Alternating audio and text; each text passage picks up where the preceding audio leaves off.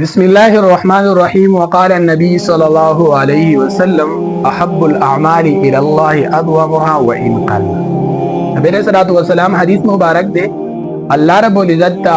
अमाल ढेर ज़्यादा खुश दी कि कम इंसान लग अमल कई हो हमेशा कई कि कलम इंसान द्वारा का नफल कई खुच दाई हमेशा बदे बाने दवाम कई अल्लाह रब्बुल इज्जत ता दे अमल ढेर ज़्यादा महबूब दे।